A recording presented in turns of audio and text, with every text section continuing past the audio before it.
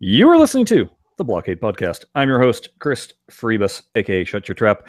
Joining me as always halfway across the world, Jared Morgan. Hello, everyone.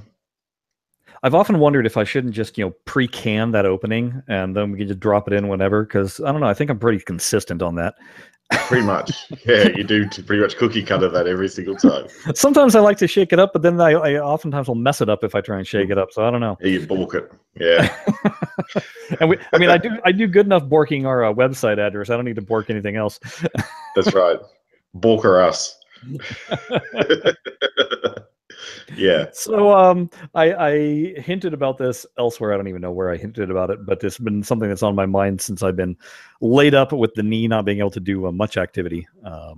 That being said, I'm a wee bit more mobile, and just because it doesn't hurt so much to move around with the stiff leg and the brace anymore, but it's still limiting. I'm still spending a lot of time on the couch, which meant I think I'd mentioned that I'd started playing it earlier, but I've been playing The Last of Us on PS4. Okay. Now, this is a game that's from 2013, I believe. It came out on the PS3 first. So it's new to you. Well, and here's the funny thing. It's not even necessarily entirely new to me. I tried playing it back then because you know me. I'm a huge fan of the Uncharted series. It's probably my favorite favorite series on the consoles to date. It was what you were playing before TPA took your attention, basically. Mm-hmm. And since then, I've replayed the first three games, and then I played the fourth game, which is probably verging on being my favorite of the series, except for the fact that number 2 caught me so off guard, and that was the first one I played was number 2, that it's hard to dismiss that one because I got a nostalgic love for that one, but the fourth one was genius. Well, so Last of Us is made by the same company, which is Naughty Dog. Yeah. And so I figured, hey, I'll like it. And so a friend of mine, a neighbor of mine, had a copy of it, and so I borrowed it and started playing it, and I did not like it because I don't like horror games. Oh, that was a little bit too gritty for you. Yeah, there's these things called they're infected, and because basically, I mean, God, why should I bother even describing this? Everybody knows the storyline. The world has gotten infected, and it's essentially zombies, except for they're like fungal. Like that's their heads turn into mushrooms, you might say. Right. And there's different kinds of infected. There's some that are relatively newly infected, and so they're like crazy people going insane, and they run around really fast. And then you have the next level, which is called clickers, and these are the ones that they can't see you, but if you make any noise, they'll key into it. But when they're walking around, they just make this sound, and it's just unnerving. Oh, and then there's these things called bloaters, which are basically like super duper heavily infected, and they can throw spore bombs at you. And it hurts you really, really bad, and they're really, really tough to kill. But the part that freaked me out with the game most was inventory management, because I was so used to Uncharted, where ammo and supplies are readily available, and in this game, they're scarce. It's survival horror. It's survival horror, and you're supposed to go fairly stealthily through these things. Well, the error that I made that first time playing was I would go stealth for maybe 1 or 2 kills, and then I'd be like, screw it, let's shoot everything. Well, then when I got to levels where you legitimately did need to shoot, I didn't have enough stuff to shoot with. Yeah. And I got to one of those points, I'm sure you've come across it in games, where you've unfortunately been saving the entire time, and you've saved yourself into a corner where you can't go forward because you shouldn't have saved earlier because you didn't have enough supplies, and now you're woefully inaccurate on supplies, and there's no way you're going to make it through the level. Yep. Because of that. Yeah, I've been there. Yeah. And so save regret is what I call it. Yeah. So that's what had happened. I got to this point in the game where I came across a level I just plain couldn't get past it, and so I quit it. And I was like, "That's it. I'm done. I don't like it. It was freaking me out. I'm out of there." So here I am all these years later, and the game was on sale for $10, plus it came with the add-on game that they'd come out with later. I was like, I can't go wrong for that, right? So got it, and started playing with it, and I was feeling still that same angst, but I'd read one thing, and it basically was, you can make it throughout the game without ever even shooting a weapon. Wow. And I went, oh, intriguing. Okay, so you legitimately can beat all the levels going nothing but stealth. So that's what I embraced. And then I also treated the whole game kind of like it was a Walking Dead episode. Yeah. To try and like minimize me freaking out over it.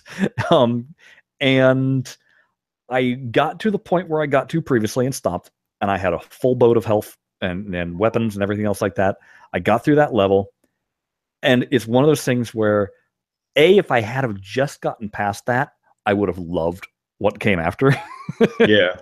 And B, after playing the game itself, I realized I didn't even make it a quarter of the way through the game before I quit. Oh, wow. I was essentially still in tutorial mode, you might say, where they're still introducing things and concepts of what you're supposed to do. Wow. And that's a big game. Oh, it's huge. I mean, I really milked it too, because like I said, what else did I have to do but sit around on the couch? So I was searching every nook and cranny. But what was funny is you basically have two different kinds of encounters. You have encounters with the infected, and then you have encounters with other humans who have just basically, the humans are almost worse than the infected, because you don't know if you can trust them or not. At least with the infected, you know that they're bad. Humans, you're not quite sure. But it's this weird thing where if it wasn't a battle with humans, I didn't get freaked out at all. I kept my cool. I was able to, combat them, and no problem. And there could be like 10 of them on the screen. But when it came to these infected, if there was like 3 on the screen, I was like, oh God, oh no. Yeah, I mean, this weird psychological thing that just happened. But what I wanted to mention was that after completing the game and playing the little add-on bit, is I realized how much I absolutely love these games that are very cinematic and very story-driven. So this Uncharted, the newest of the Tomb Raider series, the 2 games that have come out, they all very much are telling a story, and it's not, we're going to do a cutscene, and then you're going to play some, and then we're going to do a cutscene, and then you're going to play some. Even as you're playing, it's still conveying the story and still helping you. I mean, because the cutscenes are like all over the place. It's not a big one, and then you play for an hour without one, and then another one after that. It's you're playing for 10 minutes, and here's another one, and then you play a little more, and here's another one. It's constantly advancing, and it's just, I really, really dig that. And where it really came to sharp focus was PS4 also. This month, they've got the latest Metal Gear Solid game, which is the Phantom Pain, for free download. So I downloaded that for free, and I was playing it, and I used to love Metal Gear. And Metal Gear is exactly the opposite of what I'm talking about, where they'll do a cutscene, and that cutscene will last 20 minutes. Yeah. And then you'll go for a long period of time where you're playing the game, but there's not really story happening. Yeah. And it's not holding me as much. I mean, I'm literally only on the first level, and or the second level, you might say, and I'm just kind of like, I don't know. Yeah, because I remember where, like, even with the cutscenes, are they actually like rendered cutscenes, or are they like game generated, like engine generated cutscenes? Oh, you know what? Metal Gear has gone into game rendered cutscenes. They're not CG cutscenes. Yeah, because that's the thing that like blew me away when I first saw Metal Gear Solid 1. I think on the PS1. Was it? Yeah, on the PS1, I think. Yeah. And like even then, the thing that like blew me away is that they even had integration with the controller. So in that first scene, when the helicopter came down, your controller started to vibrate with the helicopter landing, and it was just like, wow, this is now next level stuff.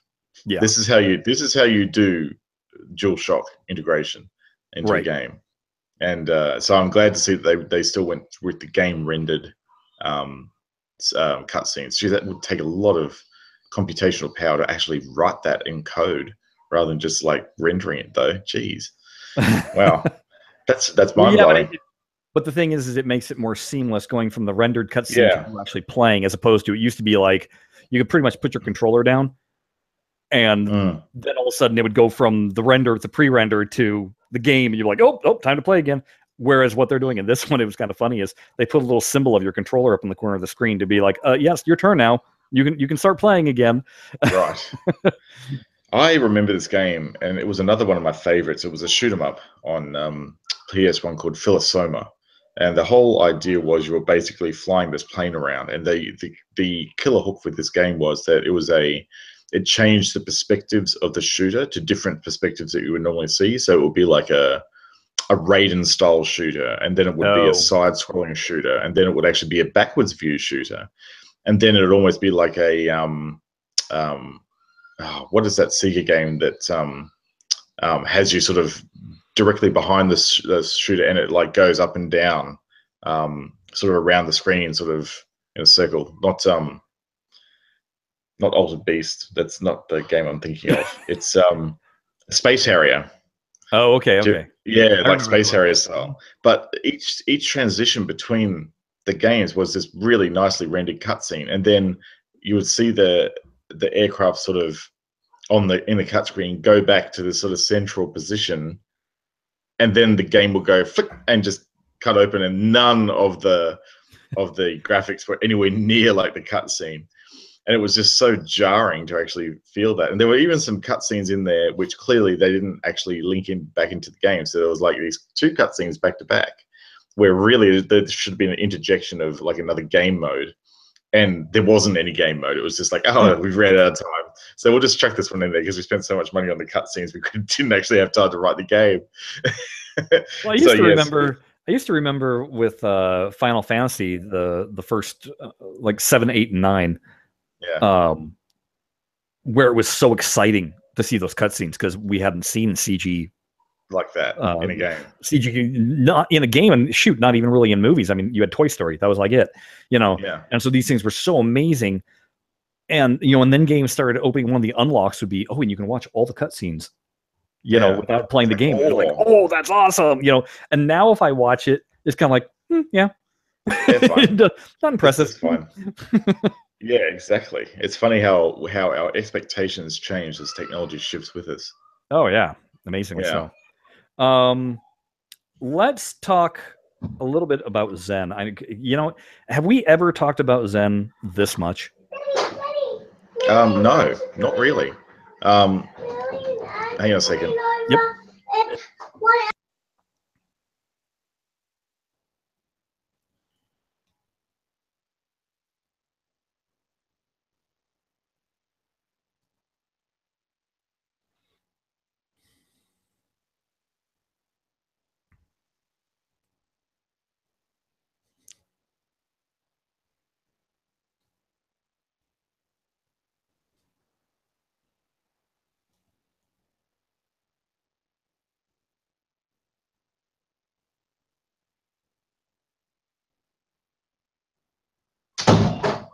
Okay. Okay, I'll do a take 2 on that.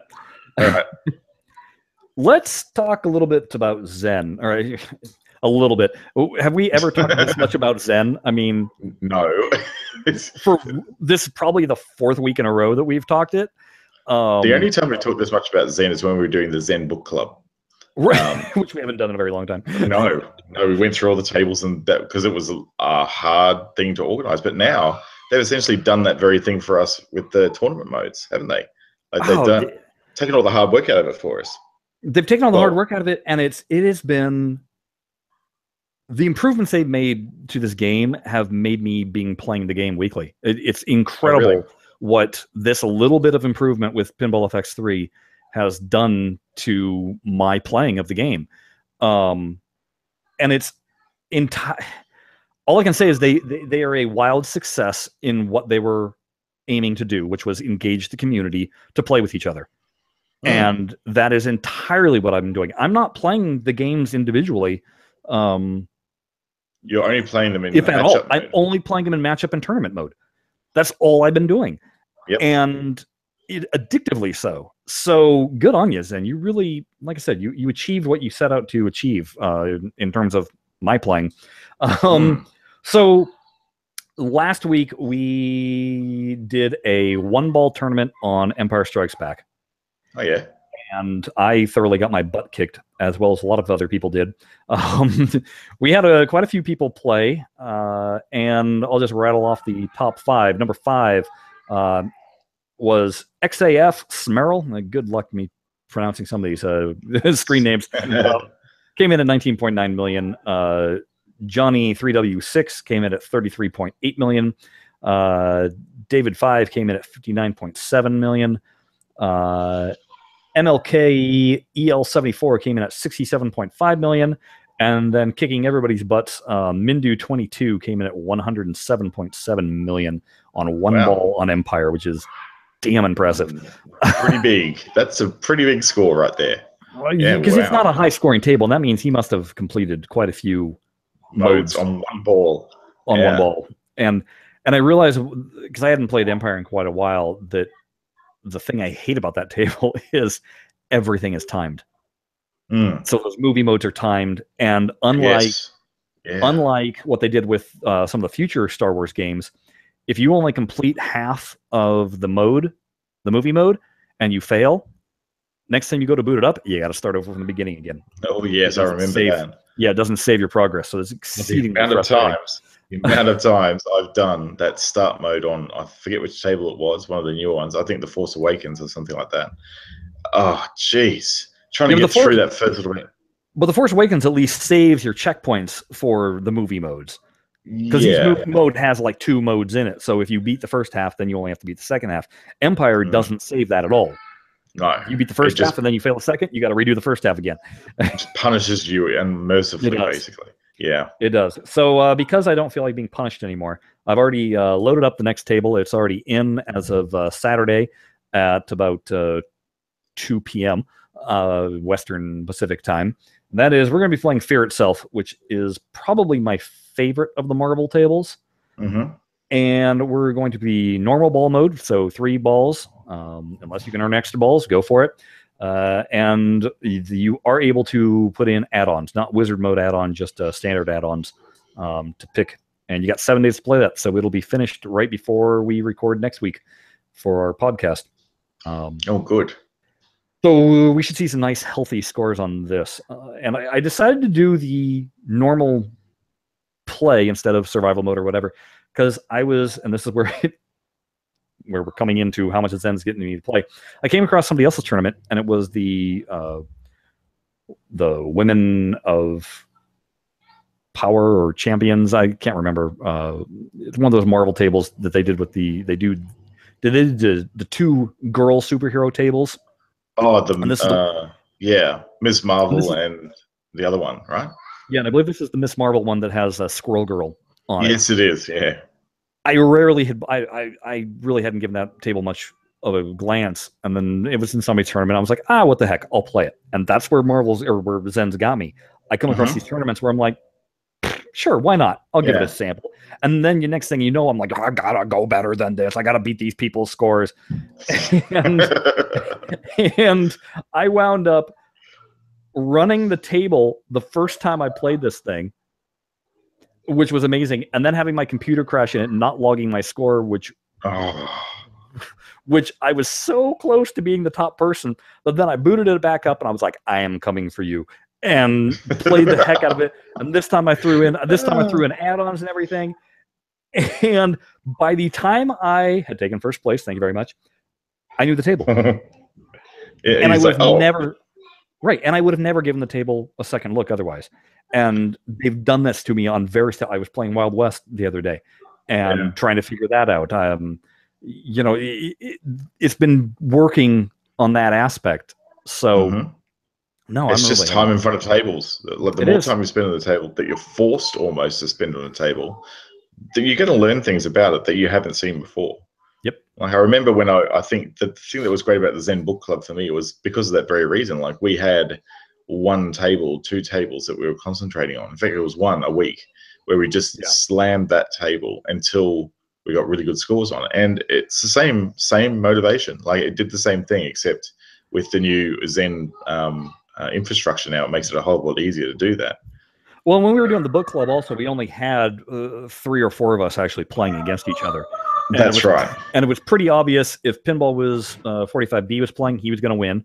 And then it would be usually a competition between Sven and myself.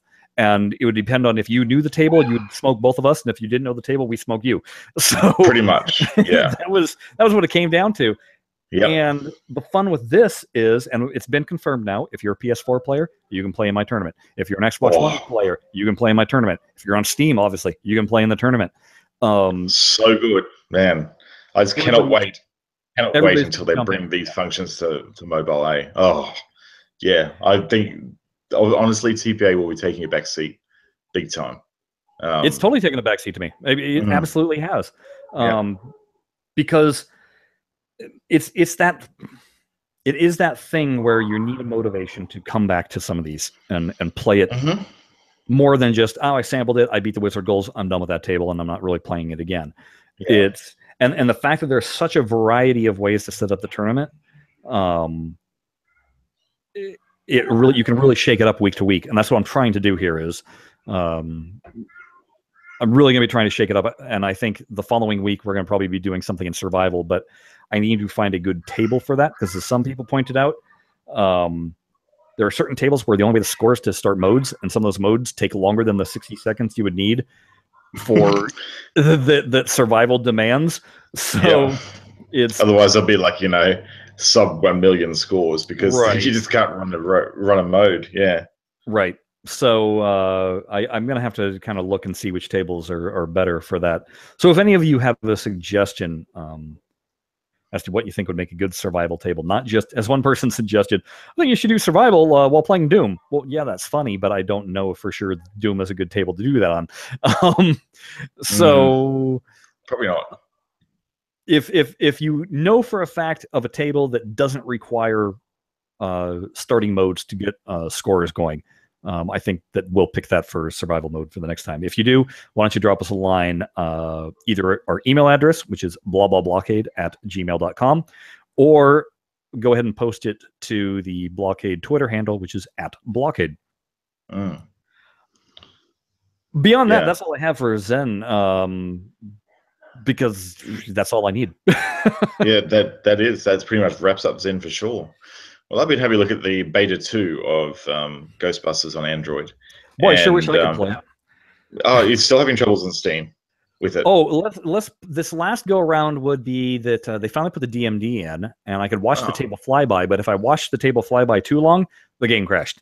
If I pushed the start button, the game would crash. I've never been able to launch a ball yet, and they thought that they had what they called a memory leak. And so they feel that they patched that up, and I thought that they posted a new version. I went and looked it up this morning, and it kicked me back to the old version where Fathom was the brand new table. So no, I still have not been able to play this. Well, that's well, we're in a much better state than you guys. I think for this particular reason, they're looking at Android first, rather than iOS first. Because I've seen like the iOS beta thread that the guys are still waiting on the build. So I think we're kind of doing all the hard work for them this time, because they usually do all the hard work for us. They do the major bug crunching over in iOS land just to get ahead of the release cycle. But yeah, this time around, I think they're starting with Android, potentially because on getting it right on Android is going to be harder than iOS, because of the different device variants. So yeah, it's still. It was okay on the Shield. I haven't yet loaded up again on the Pixel XL. I think it's still suffering from that strange. I think we've actually got a bit of a memory leak as well on Android with it that they're trying to patch. It seems that when you start the game first and it starts loading the ball, it gets really jittery. So you have to actually put it into background mode, bring it into foreground again, and whatever that does gets rid of the memory leak and resets things. So they're doing all they can to try and get that done, because that's going to be crucial to the game being released. It's basically a blocker before it can go out to get performance at least to the point where it's actually okay. And of course, we still haven't got some of the graphical niceties in there yet, like alpha panes and stuff, because honestly, they're just trying to get the performance working right at first. This game is the biggest game from a gigabyte or megabyte perspective in the game. It's like 125 megs for the table file. Wow. Whereas all the other tables are around 30 meg. So it just shows you just how much stuff they packed into this ROM compared to the older sort of antique ROMs that we're used to on some of the games. So it's huge. And I think if it was being released on Stern Pinball Arcade, that ROM would be even bigger because the audio wouldn't be as compressed. So it's a huge table file. So yeah, it's it's a very interesting challenge to try and get this table into a platform that originally probably wasn't designed to have it. Well, so, when Farsight used to say, the machines can't handle it, and we used to be like, yeah, sure, right. Maybe this is where they're kind of talking about, they would always say that Big Bang Bar is a computational nightmare. And if that was a computational nightmare, yeah, you can only imagine what Ghostbusters is. So who knows, maybe by cracking Ghostbusters, doing something like Big Bang Bar won't be so difficult. That's right. Yeah, it's possible. Yeah. But geez, yeah, it's probably one of the most challenging releases that I've actually had to see them try and get out. So yeah, it's gonna be a few more cycles left, I think, before it goes out. Well, I keep on checking. I'm hoping to finally get a crack. It's a fun game. But it's good. Those ghost slings, man, they're like the killer feature for me. Yeah, they're fun. They're also deadly, but they're fun. Yeah. Real good. Yeah, the other issue that I don't think this is what's causing the problem for me, because other people have posted also in the beta the problem that I was having. But my computer, I'm running Windows 10. They just came out with a major update. Oh yeah, like a service patch or whatever they call it. A service patch, essentially, yeah. And it will not run for me because I keep on getting these error codes basically saying that, oh, you've already got an update in process, and that update needs to finish before this update can happen. Oh, I don't have anything. You're locked. So I'm locked. Can't. I don't have anything else up, and I don't have anything else updating. So I don't know what the issue is. Buddy of mine said, oh, what you need to do is you need to disconnect every USB thing that's plugged into your computer, including your disk drive, or not your disk drive, your CD-ROM drive, and then it should be able to leapfrog. So I did that. I unplugged everything. No, still not the problem. So I don't know what the heck is going on, and I'm not the only one that has this issue. There's a host of people. When I post the error code that pops up, that they're all having the same issue. And I had this exact same problem years ago with what was it, Windows 98. Yep. When they were doing from Service Pack 2 to Service Pack 3, I could not for the life of me get Service Pack 3 going. Oh yeah. The problem is that my computer then is constantly wanting to put the update on. And so I keep on getting this message going, are you ready? So it's doing something in the background that's constantly checking and looking for the update, and I'm not, and it's causing my computer to hard crash every more time. And more, which is just, and regardless of what I'm doing, I'll just be surfing on the internet, and all of a sudden, the whole thing goes down. I'm like, sure enough, when it pops back up, all of a sudden that little window will pop up. Hey, do you want to upgrade? I'm like, yeah, I really do, but you're not letting me. Is it like you might go and go deep into to resolve the problem? You might have to actually essentially clear the cache, like you put on, I've tried some of those things, but it's literally apparently going into safe mode and having it only do the most basic of startups of things, which it starts getting beyond me. I need my computer expert buddy to try and work his magic, but hopefully they'll release something that they can deploy without having to go through that update system that's balked.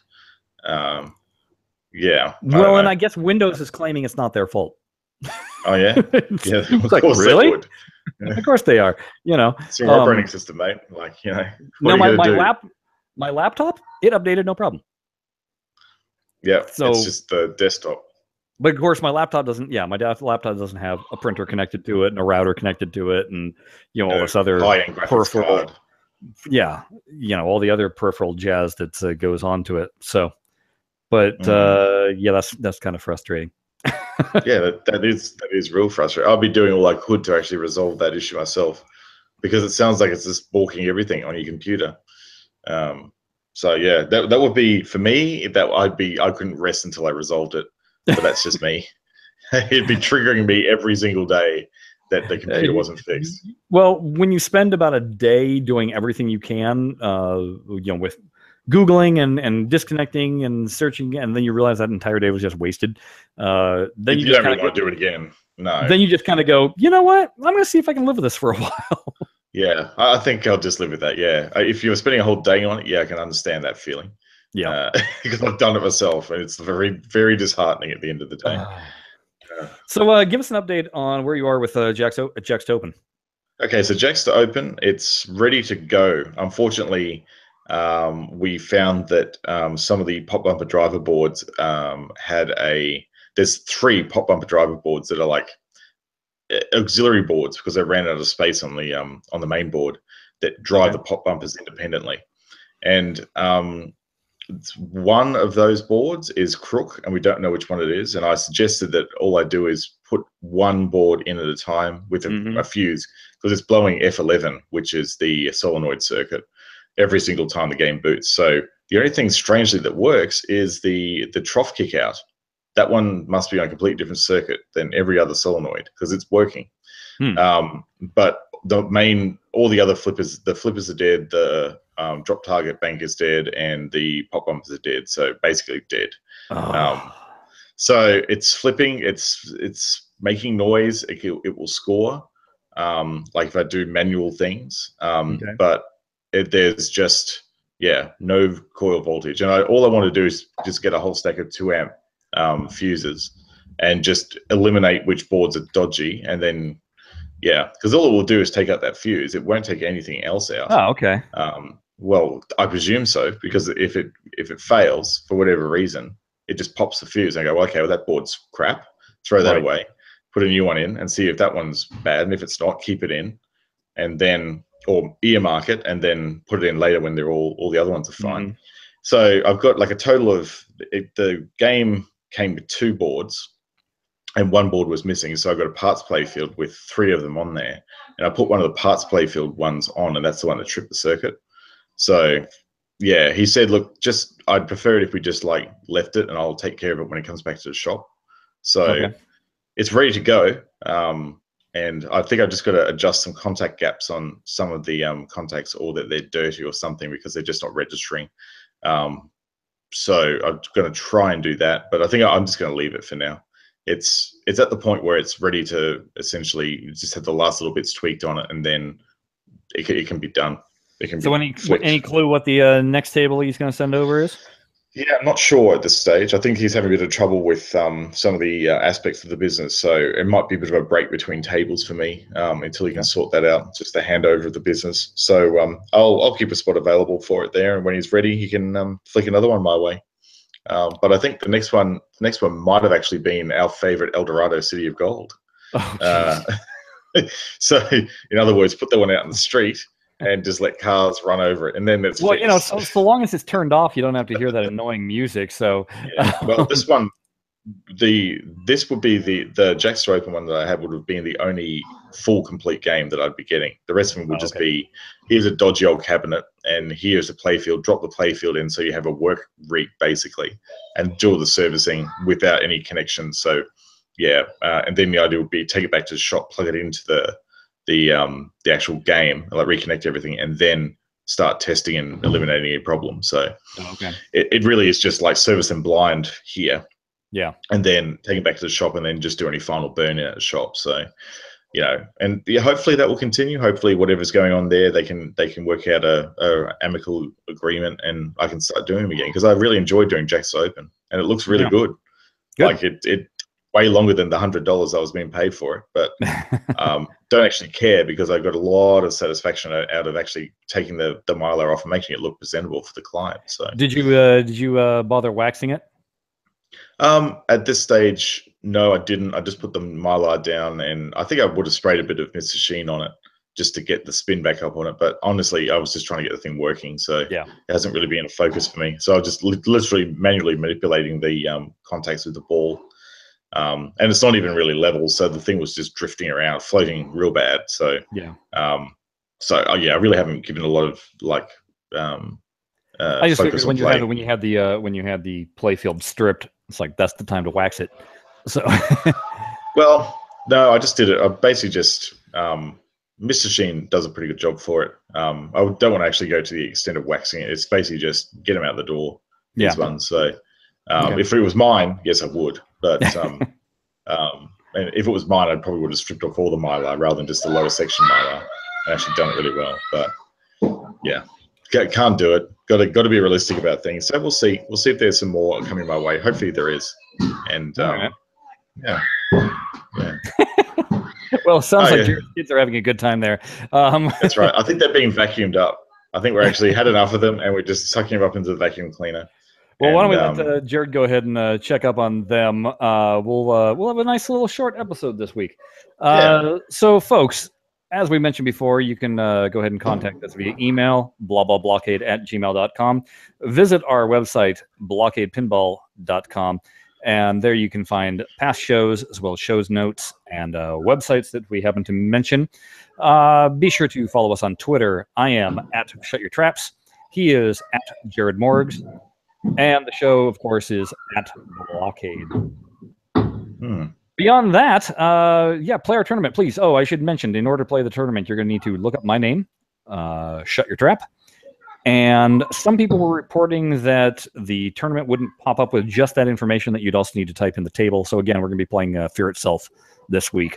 So enter in those two pieces of information and you should be good to go, no matter what console or PC you are on. That's awesome. Get flipping. Get flipping. All right. So we'll talk more. Hopefully I'll be able to have my own thoughts on Ghostbusters next week. Hopefully. Yeah. I hope. So we look forward to that, folks. Beyond that, you know what else? I'm going to tell you right now what we're going to be talking about next week is Stranger Things, because that pops up on Netflix on Friday, and I guarantee I will have watched the entire thing by the time we talk about it on Saturday. Right. So get prepared, Jared. Okay. All right, folks. I'll get my ears on, because I haven't seen a single episode of it. Oh my God, what's wrong with you? We've already covered what's wrong with me. It is available to you, though, yes? On Netflix? I'm not sure. Maybe. They don't have it available? I don't know. I don't have a Netflix subscription. Oh, that's okay. I thought you did. Okay, never mind. No. Well, then I forgive you. Yeah. I don't have any subscription to any pay service. It's just whatever they decide to dribble out to free to air. Okay. Basically. I will cease my mocking then. Yes. All right, folks. So until next week, thanks for listening. Bye-bye.